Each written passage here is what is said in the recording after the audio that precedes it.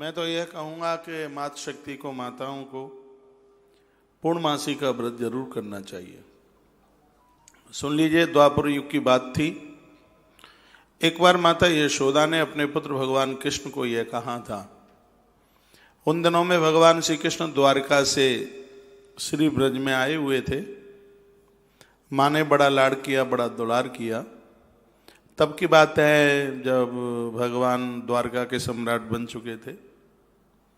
तो माता यशोदा ने कृष्ण को पूछा, पुत्र यह बताइए, नारी ऐसा क्या करे जिससे उसका परिवार सकुशल रहे, परिवार में पुत्र की, पति की उम्र बढ़े, उसके लिए नारी को क्या करना चाहिए। तो परमात्मा श्री कृष्ण ने जब ये सुना तो वह अपनी माँ को कहने लगे, हे माता, परिवार की उम्र और आयु को बढ़ाने के लिए माताओं को चाहिए कि वह पूर्णिमा का व्रत करे। मातृशक्ति के लिए इस मृत्यु लोक में पूर्णिमा का जो व्रत है वो एक किसी वरदान से कम नहीं है। परमात्मा ने इस संदर्भ में एक बड़ी सुंदर कथा सुनाई।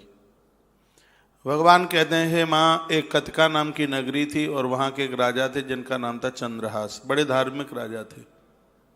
रात्रि को वह निकल जाते थे। मेरी सत्ता में, मेरे राज्य में कोई दुखी तो नहीं है। उस राजा के यहाँ बड़े धार्मिक लोग थे, बड़े अच्छे लोग थे।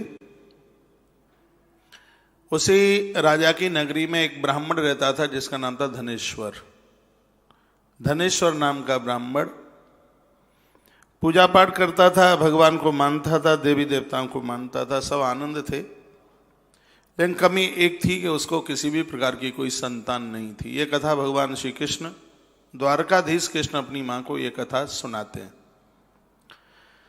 कहते हैं, माँ, उस गांव में, उस नगर में एक याचक भिखारी मांगने को आता था और वह सबके यहाँ से भिक्षा मांगता। जैसे ही धनेश्वर ब्राह्मण का घर आता तो उसको छोड़ करके आगे बढ़ जाता था।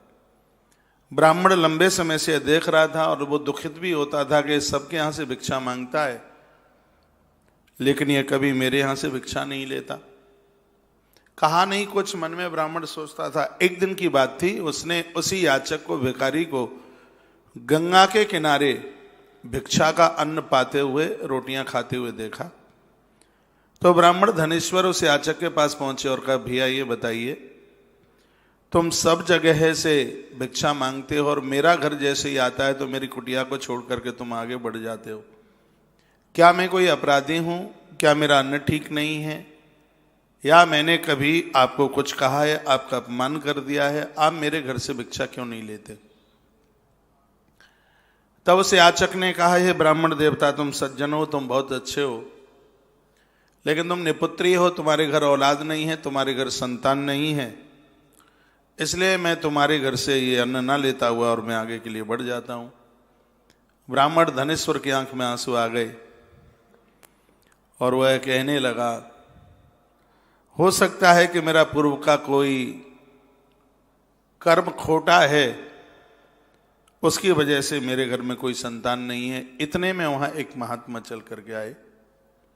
साधु ने कहा, ब्राह्मण देव, रोना नहीं है, गंगा में डुबकी लगाओ और कुछ समय के लिए माँ भगवती चंडी, माँ दुर्गा का आह्वान करो। माँ भगवती जगदम्बा की कृपा से, चंडी माता के आशीर्वाद से, उनकी कृपा से तुम्हें संतान की प्राप्ति हो जाएगी।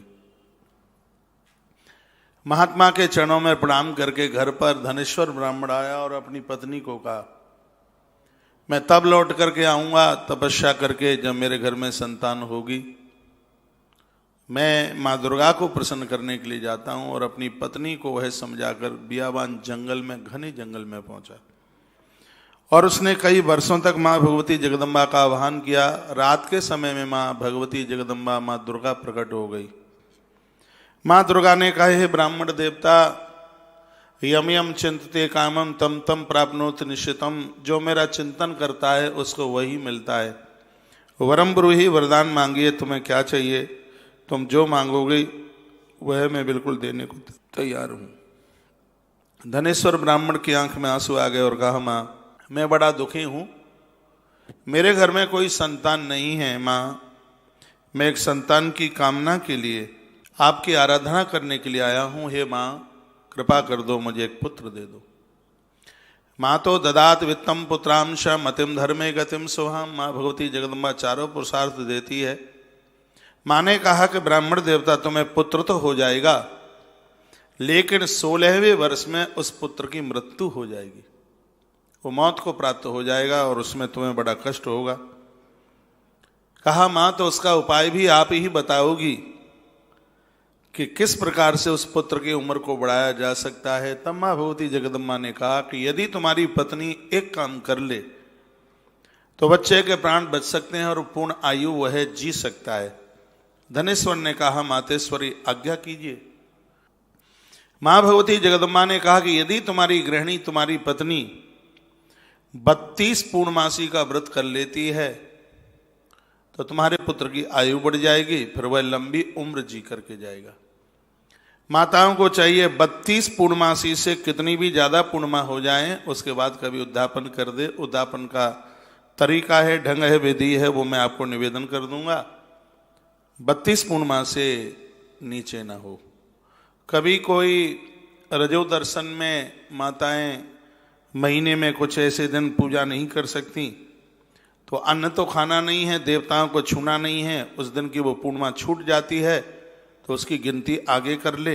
लेकिन 32 पूर्णिमा को वह व्रत जरूर करे। ये माता दुर्गा, माँ चंडी का वाक्य है कि जो नारी 32 पूर्णिमा का व्रत करेगी उसके पुत्र की उम्र बढ़ेगी, उसके पति की आयु बढ़ेगी। और पूर्णमासी का व्रत माताएं करती ही इसलिए हैं कि वह अपने कुनबे की उम्र बढ़ाती हैं, आयु बढ़ाती हैं। तो माँ ने कहा कि यदि तुम्हारी गृहिणी 32 पूर्णमासी का व्रत कर लेती है, 32 पूर्णमासी का व्रत कर लेती है तो तुम्हारे पुत्र की आयु बढ़ जाएगी। माँ के चरणों में वंदन करता हुआ, प्रणाम करता हुआ धनेश्वर नाम का ब्राह्मण अपने घर पर चल करके आया और उसने यह पूरी बात अपनी पत्नी को बताई। कहा, माँ ने कृपा करी है, माता ने दर्शन दिया है और माँ ने ऐसे ऐसे कहा है। तो देवी ने माघ की पूर्णमासी से व्रत करना आरंभ कर दिया। व्रत चलता रहा पूर्णमासी का। समय आने पर माँ भगवती जगदम्बा की कृपा से उसके यहाँ बड़े सुंदर से बच्चे का जन्म हुआ। बड़ी दमक थी, बड़ी चमक थी। बच्चे का जन्म हुआ, नाम संस्कार कराया गया, ब्राह्मण देवता लोग आए, बहुत बड़ा भंडारा हुआ। माँ की कृपा से यह बच्चा हुआ था, इसलिए इस बच्चे का नाम रखा गया था देवीदास। यानी ये माँ का परम पुजारी बने, भक्त बने, माँ की कृपा से आया था, इसलिए इस माता पिता ने उसका नाम ही देवीदास रख दिया। बच्चा छोटे से बड़ा होता रहा। हर वर्ष, हर महीने की पूर्णिमा उसकी माँ ये व्रत करती है। माँ ने यह कहा था कि जब ये 16वें साल को पूरा करेगा तब इसकी मृत्यु हो जाएगी। तो जैसे ही 15वां वर्ष पूरा हुआ, 16वें वर्ष का आरंभ था, उस माँ ने अपने भाई को बुलाया और उसको कहा, भैया ऐसी ऐसी बात है, मेरा आग्रह पूर्वक निवेदन है कि 1 वर्ष के लिए मेरे पुत्र देवीदास को तो लेकर वाराणसी, काशी लेके चला जा। वहां इसको अध्ययन कराना है, वहां इसको पढ़ाना है। 1 साल के लिए इसको लेकर के चला जा। और पूरी बात तो नहीं बताई। तो भाई तैयार हो गया तो वह अपने भांजे को, देवीदास को लेकर के चला, काशी के लिए प्रस्थान किया।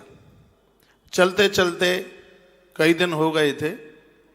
रात्रि को कहीं पड़ाव करना था तो किसी शहर में रुके, एक धर्मशाला का सहारा लिया और एक रात को ये वहां रुकने को तैयार हुए। हुआ यह कि उस धर्मशाला से एक शादी होने वाली थी। बारात आ गई थी, बहुत ध्यान से सुनिएगा, बारात आ गई थी। दूल्हा अचानक बीमार हो गया। उसको वैद्य के यहाँ लेकर के गए उसकी दवाई के लिए। इधर भांवर का समय निकल रहा था। देवीदास की शक्ल उसी दूल्हे से मिलती हुई थी। तो उस लड़के के पिता ने देवीदास के मामा को कहा, भैया आज रात्रि के लिए तुम अपने इस भांजे को मुझे दे दो, मेरा बेटा बीमार हो गया है, तो किसी न किसी प्रकार से भामर पड़ जाए, नहीं तो मेरा बेटा बिना विवाह के रह जाएगा। मेरे बेटे की और तुम्हारे भांजे की शक्ल सूरत बिल्कुल एक ही जैसी है। तो देवीदास के मामा ने कहा कि दहेज में जितना सामान मिलेगा वह सब हमारा होगा, इस शर्त पर मैं अपने भांजे को तुम्हें दे देता हूं। तो उस लड़के के पिता ने इस शर्त को स्वीकार कर लिया। देवीदास का विवाह एक शास्त्रोक्त विधि के साथ में हो गया। भांवरें इत्यादि ये सब बढ़ गई। उसके तत्पश्चात देवीदास ने उस स्त्री को कहा जिसके साथ भांवर पड़ी थी, मैं तो काशी जाने वाला हूं, सुनो, ऐसा ऐसा हुआ है, तुम्हारे पिता को इस बात की जानकारी नहीं है, मेरी जगह पर तो दूल्हा पक्का तो कोई और है, लेकिन मेरे मामा लोभ में आकर के एक दहेज के सामान के लिए उन्होंने ऐसा करा दिया।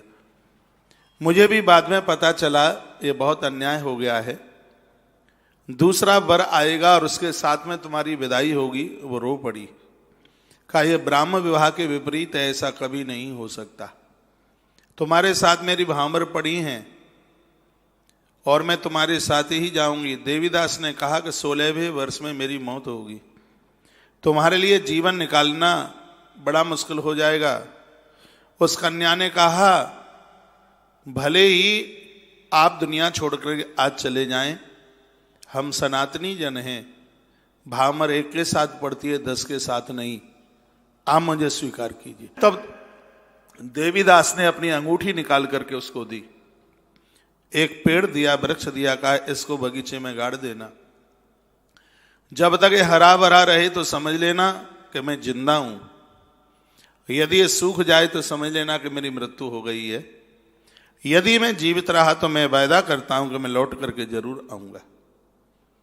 अपने मामा के साथ में देवीदास काशी चले गए और वह व्यक्ति अपने लड़के को बुला करके विदाई के लिए तैयार हुआ तो उस कन्या ने बोल दिया कि जिसके साथ मेरी भांवरें पड़ी हैं ये वह नहीं है, इसलिए मैं इसके साथ जाने को तैयार नहीं हूं।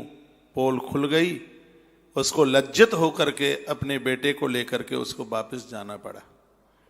वह कन्या अपने घर में बैठी हुई थी, रोज पेड़ में पानी देती है, पेड़ फल रहा था, फूल रहा था। अब देखिए काशी में क्या होता है, काशी में गुरुकुल में वह पढ़ रहा था।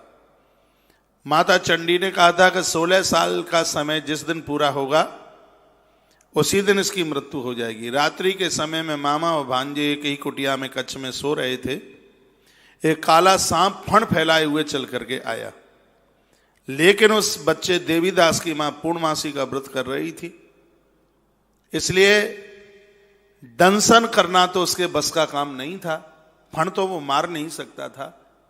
इतना विषैला वो सांप था कि उसने कमरे की चौखट पर ही जहर उगलना शुरू कर दिया। तो जहर का इतना बड़ा प्रभाव हुआ कि वह बच्चा बेहोश होकर के गिर पड़ा। उसी समय भगवान शंकर पराम्बा के साथ में भ्रमण करते हुए वहां आए। काशी में तो भोलेनाथ रहते हैं।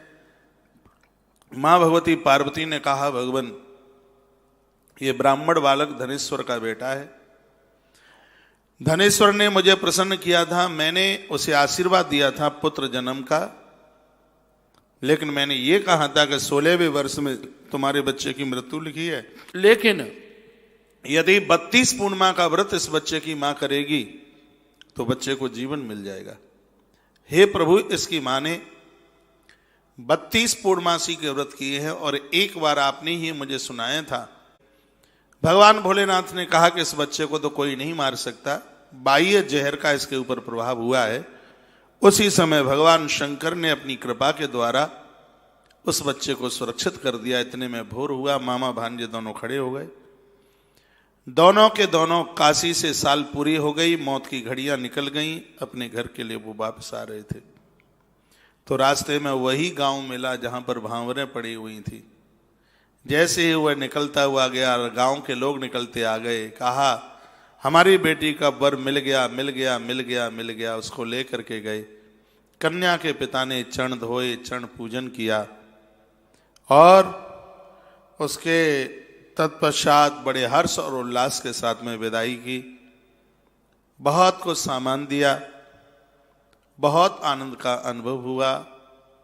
अपनी नववधू को लेकर के देवीदास अपने गांव को पहुंचा। धनेश्वर की पत्नी यानी देवीदास की मां ने वर और वधू की आरती उतारी, पूरे गांव को जमाया, बहुत बड़ा भंडारा हुआ। साधु महापुरुष महात्मा चल करके आए और भगवान की कृपा से उस दिन पूर्णमासी पड़ी थी। पूर्णमासी का व्रत हुआ और उसका उद्यापन हुआ और जैसे यज्ञ में आहुति डाली गई उसी समय भगवान नारायण देव प्रकट हो गए, सत्यनारायण भगवान प्रकट हो गए। और भगवान सत्यदेव ने यह कहा था, जिन घरों में पूर्णमासी का व्रत होगा, जो देवियां पूर्णमासी का व्रत करेंगी, उस परिवार की हम कभी आयु कम नहीं होने देंगे। भगवान पार्वती, माँ पार्वती और भगवान महादेव प्रसन्न हो गए। और भगवान भोलेनाथ ने भी कहा था, जो मेरे नारायण का पूर्णमासी का व्रत करे, माँ लक्ष्मी प्रकट हो गई। माँ लक्ष्मी अति प्रसन्न होती है पूर्णिमा के व्रत से। माँ लक्ष्मी ने कहा था कि जो 32 पूर्णिमा का व्रत करे उसके घर में मैं कभी कमी नहीं आने दूंगी, धन की कमी नहीं आने दूंगी। माता पार्वती ने कहा, जो देवी 32 पूर्णिमा का व्रत करेगी मैं उसकी मांग का सिंदूर नष्ट नहीं होने दूंगी। भगवान महादेव ने कहा, जो देवी 32 पूर्णिमा का व्रत करेगी मैं उसके परिवार को मौत के मुंह में नहीं जाने दूंगा। और भगवान नारायण ने कहा, जो 32 पूर्णिमा का व्रत करेगा उसको मैं अपने धाम में पहुंचा